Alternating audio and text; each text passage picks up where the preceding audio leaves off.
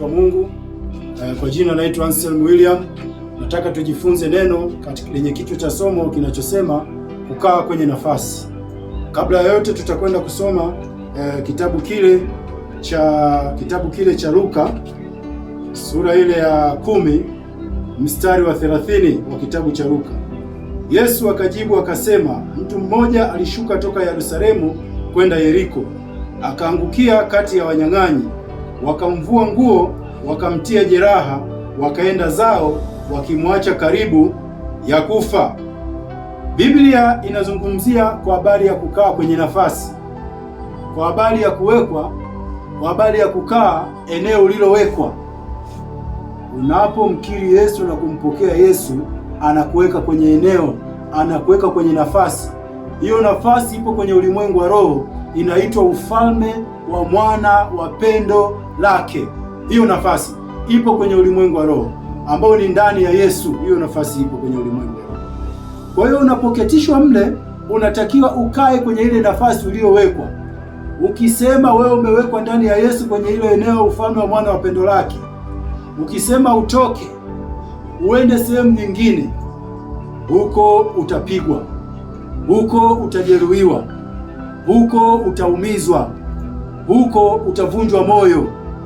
Ukitoka kwenye eneo alilokuweka Yesu, utakutana na vibaka, utakutana na wezi. Ukitoka kwenye eneo alilokuweka Yesu, ukitoka kwenye ile fensi au uzio ambao unaitwa Kristo, ufalme wa mwana wa pendo lake, au ndani ya Yesu, utaiba, utazini, utasema uongo, utatamani, utafanya kila aina ya uovu. Kwa hiyo usalama wetu sisi ni kubaki kwenye eneo ambalo tumewekwa na Mungu baada ya kumkiri Yesu. Baki pale ulipowekwa, usitoke, usiondoke. Biblia inasema kwamba msitoke Yerusalemu kabla mjapokea nguvu, kabla mjapokea uwezo utokao juu. Msitoke, mtapigwa, mtauawa, mtakufa, hamtaweza. Msitoke, kaa pale ulipowekwa, kaa pale ulipowekwa, usitoke. Biblia inazungumzia huyu mtu alikuwa anatoka Yerusalemu kwenda Yeriko. Alikuwa anaenda Yeriko kufanya nini? Uko Yerusalemu kwenye nyumba ya Bwana, uko Yerusalemu kwenye eneo lenye uwepo wa Mungu, kwenye eneo lenye utukufu wa Mungu. Unaenda Yeriko kufanya nini?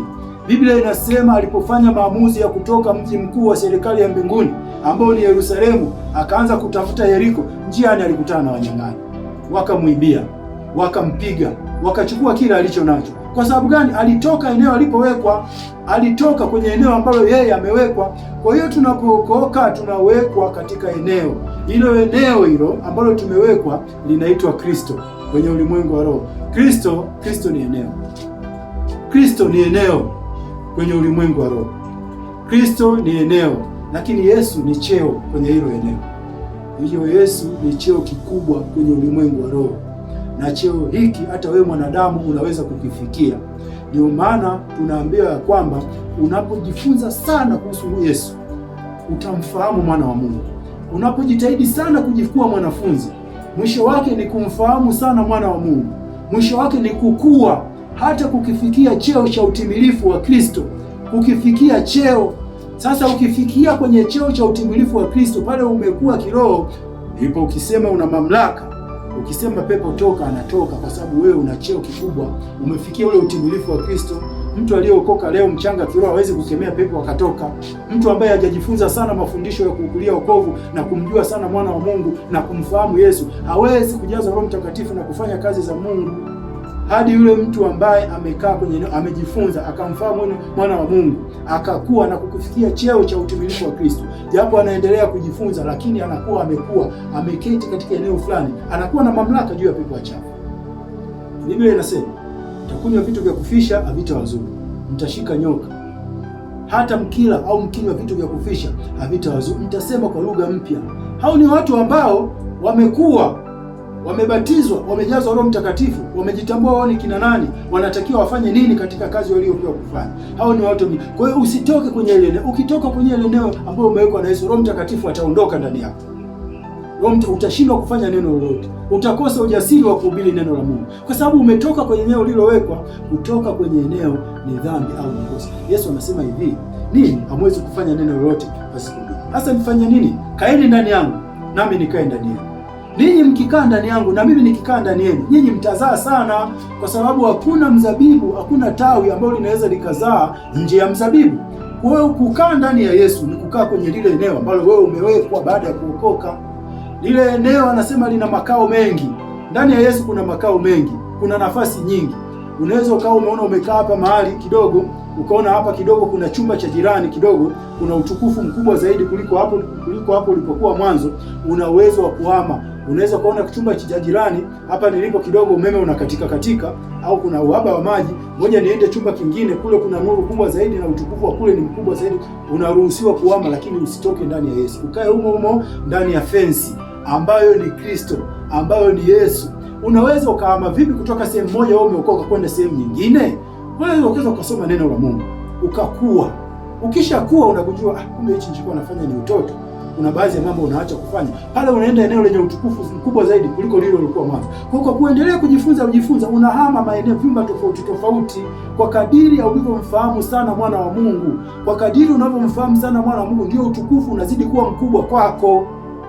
Ndivyo kuna level wewe unakuwa unazifikia wewe ambazo hapo mwanzo hukuwa nazo, kwa kumfahamu sana mwana wa Mungu, kwa kujifunza sana kuhusu mwana wa Mungu, kwa kumjua sana mwana wa Mungu. Kwa hivyo basi sisi tumewekwa kukaa kwenye nafasi. Wewe ni mhubiri, kaa hapo hapo. Unaenda wapi kuimba? Hujapewa kuimba. Wewe ni mchungaji, kaa hapo hapo. Kaa hapo hapo. Kila mtu akae kwenye eneo lake, kila mtu akae kwenye nafasi yake. Ukitoka kwenye uzio, ndio pale Ufunuo anasema huko nje kuna wachawi, kuna wezi, kuna wanyang'anyi. Ukimwacha Yesu, ndugu yangu, umetafuta kifo chako mwenyewe. Ukitoka nje ya Yesu na kuyafuata na kuyatamani ya dunia, umetafuta wachawi, umewafuata wachawi.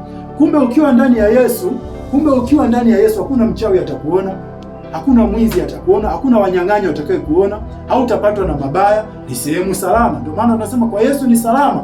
Hakuna sehemu salama zaidi ya kwa Yesu. Kaa kwa Yesu. Nje kuna wezi, nje kuna wanyang'anyi, nje kuna kila aina ya uovu na kila aina ya ubaya. Wewe unatakiwa ukae pale. Na Yesu anasema, je, akija nitakukuta pale pale nilipokuweka? Anasema, je, akija mwana wa Adamu atakukuta unafanya yale yale? Atakukuta unafanya vile vile? Atakukuta ukiwalisha kondoo zake? Atakukuta ukiwatunza na kuwalisha kondoo zake? Atakukuta ukifanya yale yale?